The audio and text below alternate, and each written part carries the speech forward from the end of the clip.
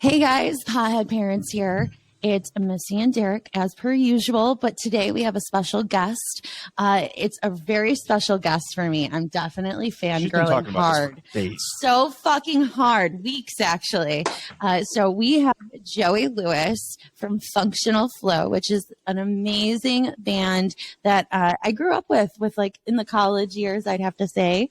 But I did grow up with Joey in a sense. We went to the same high school, but I'd have to say we didn't really know much about each other at that time. Anybody knew about each other? Yeah. So I wanted to thank Joey for coming on. I really appreciate this since, like I said, I'm totally fangirling. Huge music. I listen to it all the time. Like I'm not a music person, so like I didn't know I don't know music in general. I know like the songs if I hear them, but she played your song the other day, and I was like, oh, I know this song. She goes, yeah, that's who we're talking about. Oh, fuck. Okay, like I was never music savvy. Yeah. Music like. But Joey, we would love for you to go ahead and introduce yourself, introduce, what you do with your band, anything else, and then we can kind of just dive right in. Man. Yeah, I'm Joe. I'm here in Buffalo, New York. We're awaiting one hell of a snowstorm to be hitting us in the next couple of days. Armageddon. Yeah, I mean, but they do this a lot. It's always like a lot of hype, and everybody gets scared and starts bunkering down, but the last time they did it, which was some weeks back, we did get hit real bad, so they were around the mark with that. But, yeah, I'm in South Buffalo right now. This is my studio. So, I love some padding, some guitars right there. I love that. So that's right in your home? My keyboard. Yeah, I love it. Speakers and stuff. So I record here. I record demos here and work on stuff for albums here. I help other artists do like projects here if they're working on a demo themselves and stuff like that. That's awesome. And then so tell me a little bit about Funktional Flow. How did that all come together? Like, what is the story behind you guys? They started back in, I think, 2010. And it was Jeff Keebler and Ben Whalen, the guitar player and the bass player. And they had other guitar players circling over the years. They had other drummers circling over the years. Matthew, the keyboardist, he became a staple in 2015, which is when I kind of came along. So I had him in 2015. I've been with them ever since. So now we're talking like 7 years now, I think. Right. I feel like, so we were just talking about it. We're hitting our dating anniversary. And right around that time is when I'll never forget that first summer. We headed over to Woodlawn Beach and got to jam the fuck out with you for my girlfriend Jenna Chudzik bachelorette party. Right, and we had the best fucking time because the thing with you guys is your music is yours. You guys, come up with your lyrics, everything. I do know you do covers, but the fact that you guys build off of, what you know from your past or relationships or whatever, and then talk about it and sing about it and get into it is just it's a different vibe. Absolutely. Yeah, we love to create. Creating's like it's one of the most beautiful things that anybody could do in any aspect. It doesn't have to be music, art, painting, poetry, like creating. It's just, it's almost like the most perfect antidepressant. And, which is funny too, because, some of the greatest work even comes from depressed people. So it's like, it works both ways. Right. It's interesting. So, this, podcast and the Pothead Parent was, my little brainchild. And until I started really throwing myself truly in it, and nothing really is ever going to happen, right? So until you have that true passion of what you want to do in life or what you want to prove to the world of who you are, I think what you guys are doing and being able to share it with so many in our community is huge. You guys go beyond Buffalo, correct? Yeah, we've definitely been outside of Buffalo a few times. Ohio, Cleveland, that's awesome. Pennsylvania. Erie's always fun. People love us in Erie. We always have a good time playing in Erie. Erie's a good time. I feel like there's a lot of Buffalo people. Mm-hmm. Yeah, I feel like that's a totally different crowd, though. It's not too far of a drive. Oh, yeah, it's a totally different. I went to a rodeo out there one time. The fuck? No, Jerry, New York. You're Gary? Is that even near? Yeah. Gary, New York's like 5 PA. Oh, yeah. It's like, you're deep. You're deep farm country. Big time. I was like, there's accents and all, man. Accents and all, absolutely. Oh yeah. It drops all of a sudden. You're like, wait, what the fuck? I was just in cowboy New York. boots everywhere, cowboy hats. Like, that's just 7-Eleven like 5 minutes ago. The stigmas too on changing between state to state, especially. I mean, while we were driving through going cross country, it's so crazy how, even just with cannabis, how scary it can be going through certain states. I mean, we have you guys on, or we have you on. We're the pothead parents. I actually remember like you being. I mean, you were a pot smoker in high school, right? So growing up for me, that taboo of like the pot smokers in high school, because I was the teacher's pet goody but not. No, that's how a lot. It's different. Yeah, a lot of my friends too all started the same way, where they just didn't do that stuff in high school, but then after high school and like college, they definitely ventured off into it, and then some of them are now going to raves and trying other kinds of drugs and music festivals. A whole new Right. It's like they're depriving themselves throughout all of high school, and now they finally get to enjoy it. Exactly. Now they're going balls to the wall at some points, I think, too. Wish I smoked. Oh, I for sure drank did a lot. that. I don't know why I didn't smoke then, though. Was not It was scary. Like, I remember the first time I smoked, it was laced with 100 fucking. Oof. I was seeing things. Yeah, it was not. It was. Or you're just a little bitch. You just because I brought up the little white specks on the weed to someone's attention. They said, "Oh yeah, you're good. It's all set." I go, "Okay." That doesn't fucking happen. Go back to our first podcast, and I said it. We were sitting on a bench in Briarhurst Park. You know where Briarhurst Park is in Williamsville? No. No, we're from the fucking South Towns. Yeah, I We didn't don't know the fucking part. North Yeah. Towns. That's a whole different. No, I know. conversation. Yeah. I've been venturing out more to the North Towns now. Yo, it's a nice vibe out there. I'm not gonna lie, it's different though. South Towns and North Towns are a totally different vibe, and like that's what part of this was. I'm so glad you're on here to talk about this, because it's like Buffalo people, Western New York people, we are our own breed. You could tell where someone's our from own pretty kind, fast. for sure. Especially now moving out. Yeah, no. I do want to rewind back to this high school talk. I do want to say, that was part of why I wanted to bring you on the show. So, you probably are like, who the fuck was this girl in high school? I remember you from high school. I did. We just didn't ever talk. I don't know. I was younger than you. Like I said, totally different. That's the thing too. It's like me and like all my buddies that we grew up with and like played music together. We kind of just stuck together and like. You were your own thing. Yeah. You guys did your own vibe for sure. Get stoned and play guitar like all. Yes. We just. Yes. Freaking, 14, 15 years old, we just wanted to get high and jam together. And we did. That's all we ever did throughout all high school. Now and we did go to parties if there was a good party.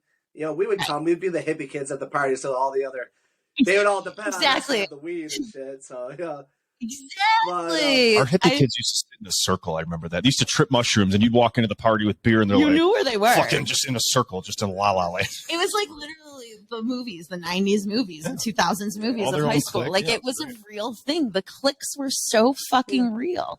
And so looking back on that, now as I'm smoking cannabis, it was recreational at first, turned into medicinal to kind of help us during our stressful times. Absolutely.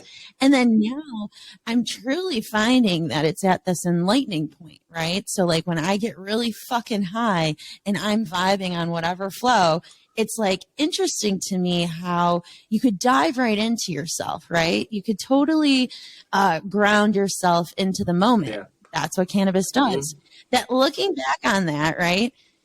As an adolescent, a teenager for you, do you feel back then that you were honestly enlightened to a point different than us kids were as potheads? Because I could see that being a fucking thing.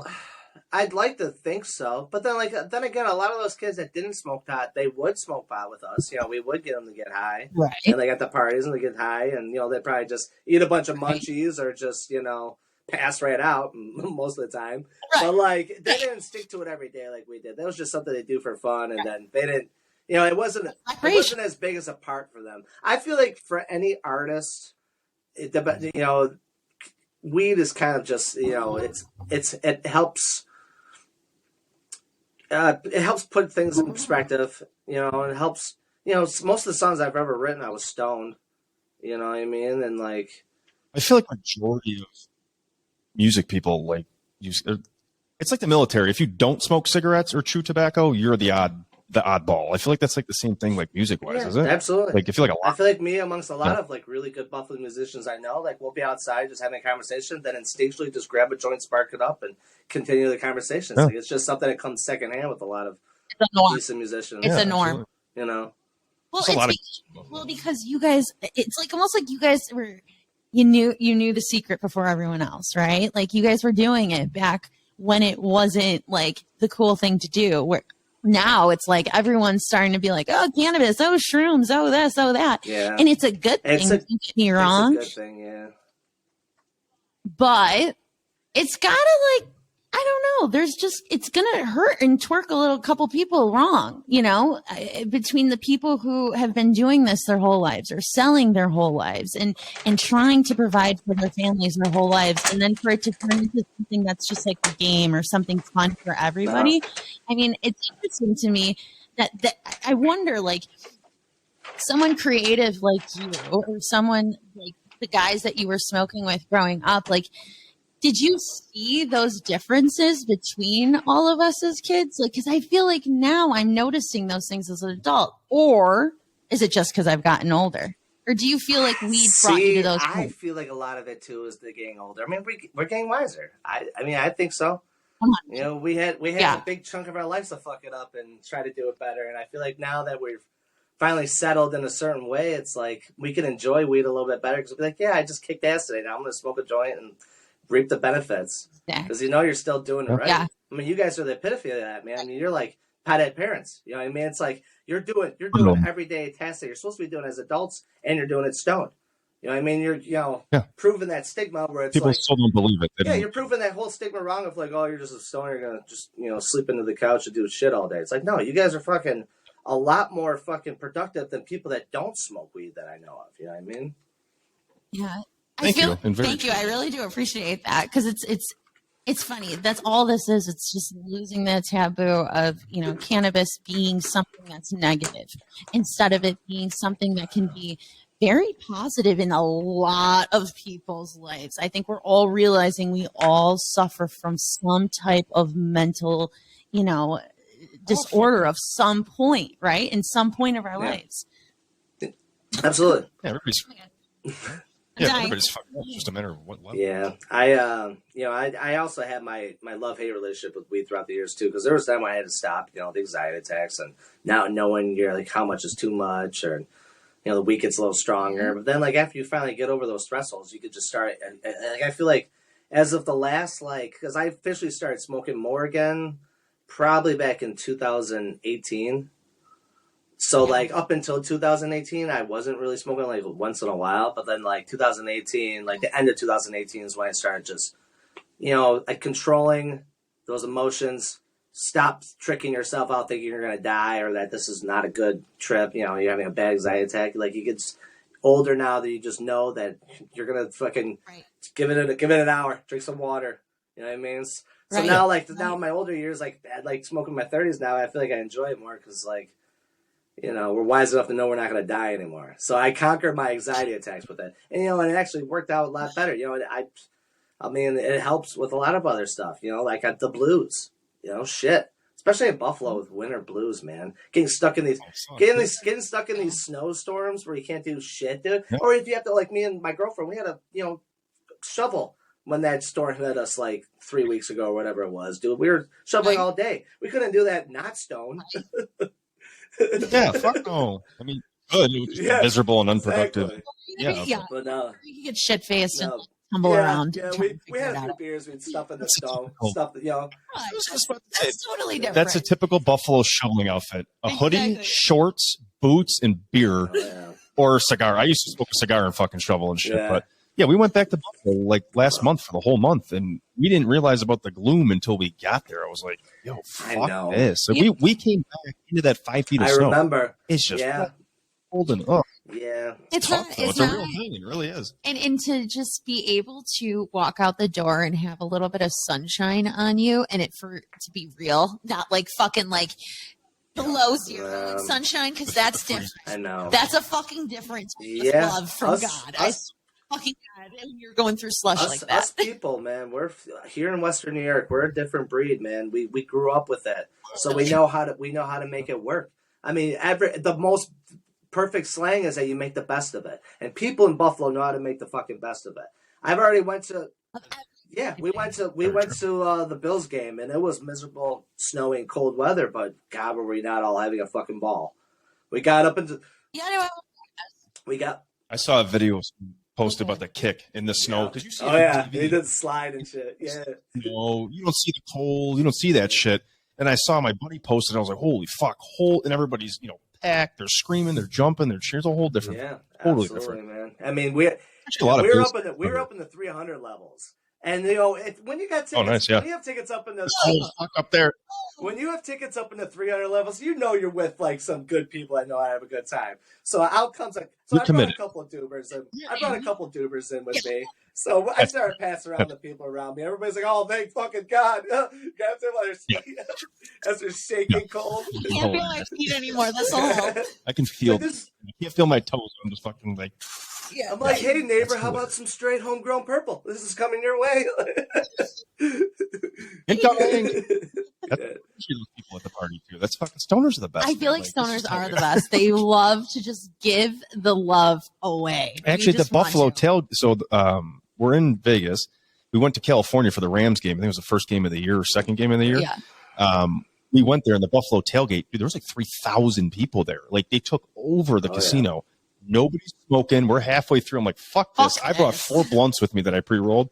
We start smoking. Everybody's like, fucking heads are peeking up. They're like, 3 blunts. And I was like, fuck it, take them. Have fun. Serious. Take it. That's how you send out. Like 100. You send out signals that way. You know how to find the cool people. You know how to find the cool people when you notice their face goes like, Yeah, hilarious.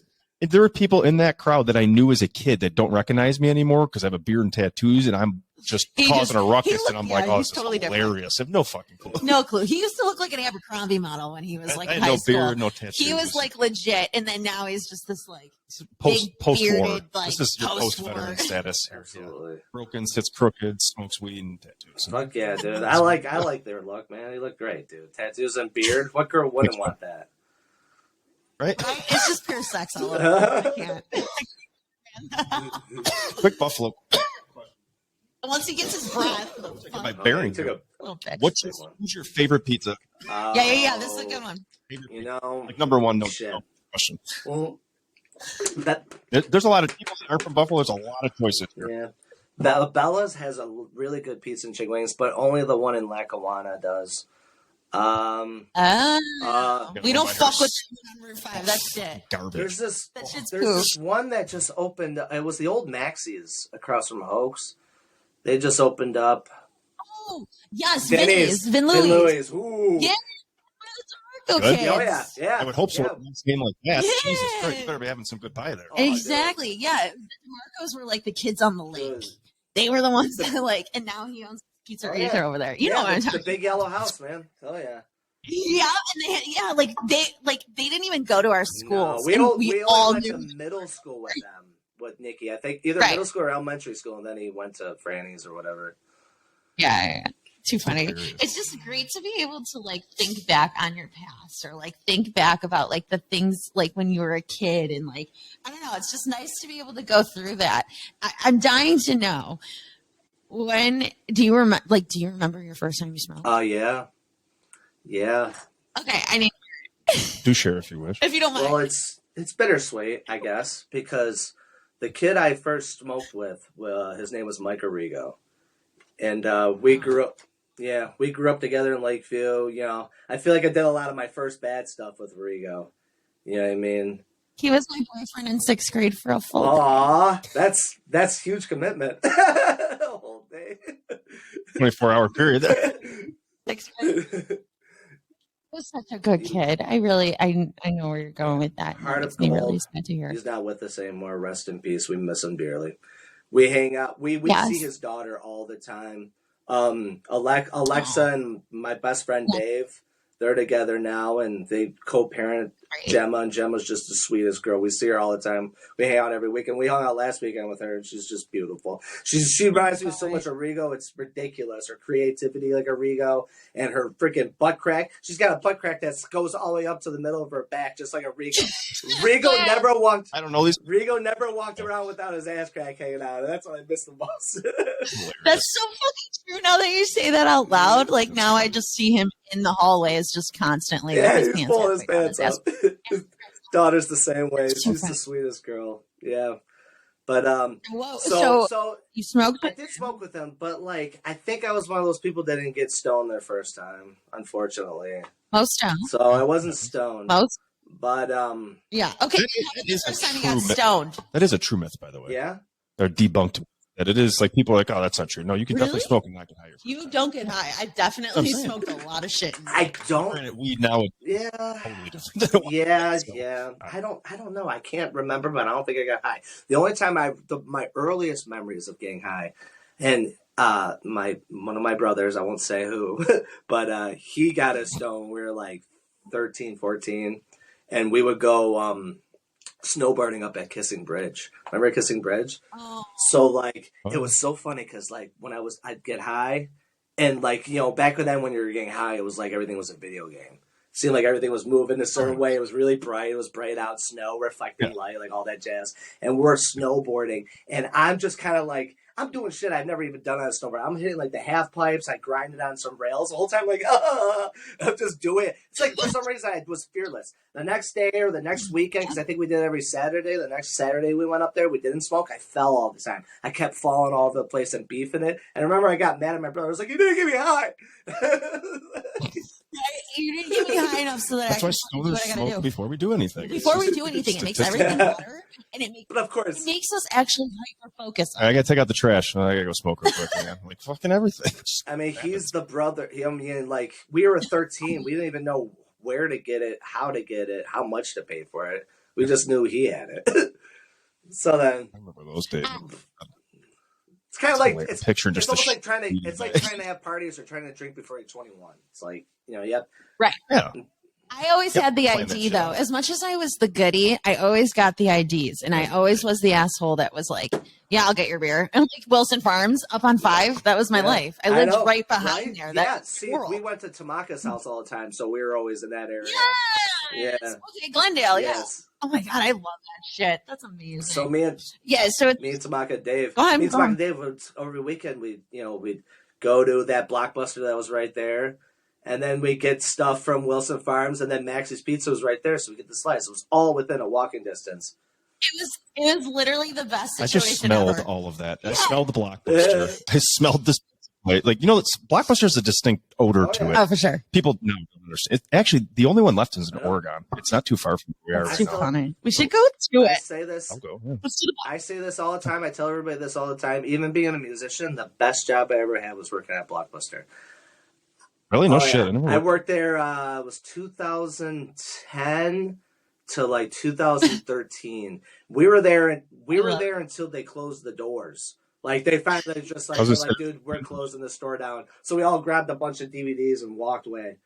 I still have them to this day, like in a booklet. I remember when that went down because I went in and got like fucking like $1.99 for like Tenacious D, and like any movie that you wanted was Yeah. out. It was like for $2. Oh yeah. I read that. I wrote it out all the way to the end. That was the best job I ever made. Dog shit, but like, we. Yeah, it's fun It doing was that. fun, and it was cool talking movies. I love movies. I'm a big old movie nerd. It's like I like. Okay, so what's your favorite movie? My favorite movie is Forrest Gump. That's No shit. That's Yeah, dude. I just swear to feel God. like, I feel Movie. like it covers all. Best music, best Yeah. stories, best It covers everything. Every era. It covers every fad, every president, every political thing. It your favorite movie. covers it all. Joey, I'm telling you, my man. The first time she told me, I go, "What? Forrest Gump?" I go, "Fucking right movie I'm thinking about." Like, it's a Like, great movie. yeah. But like, Yes. I'm tighten that thing up. I know, I'm getting loose over here, babe. Creepers. I know. Yeah, no, Forrest Gump is one of the best. No, it is the best movie of all I know. time. The soundtrack of Forrest Gump is just pure fucking Oh, yeah. gold. If you don't get on that, that was the best answer I ever. know, I'm and, done. I mean, we you know, my brother reads a lot of books, and he read the book, and the book's a lot. It's it's pretty different because it originated from the book, but the book is I've always wanted to tackle the book, so I'm gonna have to get on that. I didn't even know there was a book. Do you know That's where, how much I suck at reading. Do you know where Forrest Gump got that accent from? Panhandling, you ever hear this? Alabama accent. Oh. Yeah, he got it from the kid that came in to portray him on the crutches and shit. He had the twang to him, and they used that. Wow. He used that as his You should watch the making of it. And also watch the making of Home Alone. Yeah, that's a good blow one. your mind. It'll blow your fucking mind. Really? It'll ruin your little bit of your childhood It's all too. a facade. It's a fugazi. Pixie dust. Fairy dust. Mm-hmm. Yeah, no. Forrest Gump's one of the best movies of all time. Wolf of Wall Street? Too. Wolf of Wall Street? Yeah. It's a classic. Yep.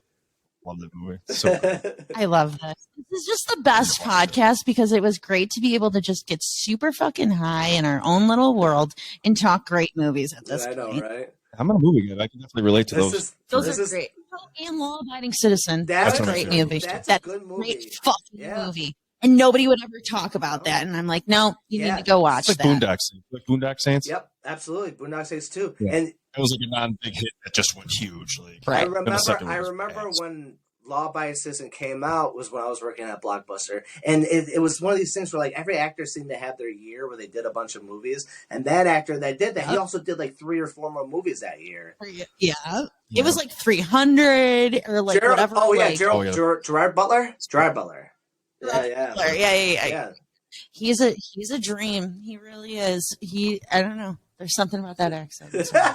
No, he's man crushable. He is? Okay, it's an okay. It's okay, good. Like Jason Statham back in his days when he was Really?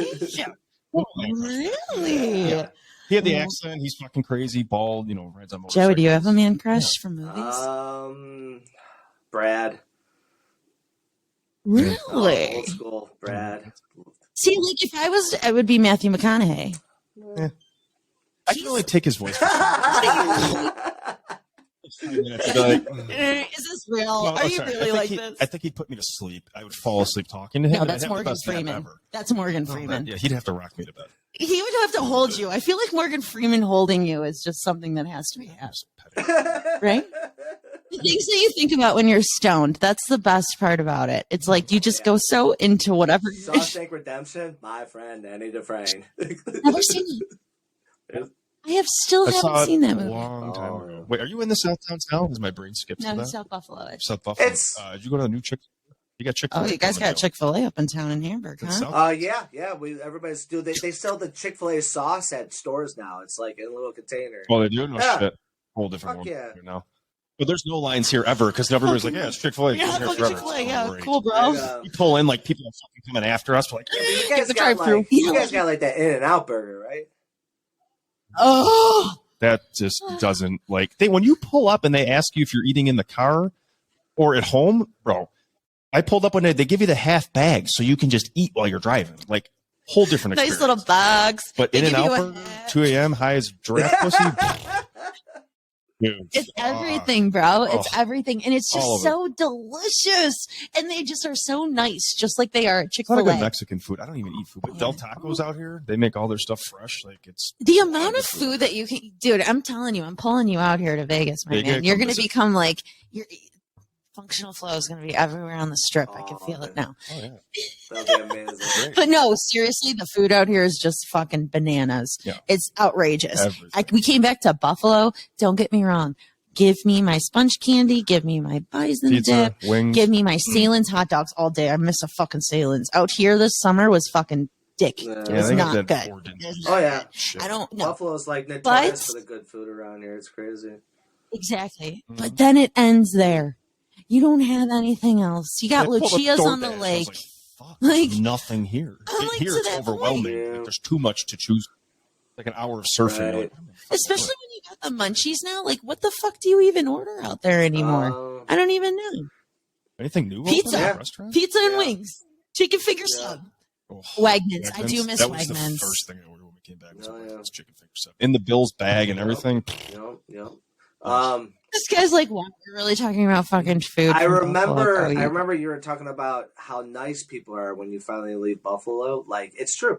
I lived in North Carolina for a few years in my early 20s, and people are so nice to each other down there. We're like a different, more positive, more better outlook. And I was kind of really like, oh, I guess we really are miserable up in Buffalo, huh? Like the way that we really are fun. The way we all talk to each other too. Like we Buffalo people, we bust balls, but we laugh it off. You know what I mean? But the problem is down there, they're like, God, these guys are so mean to each other.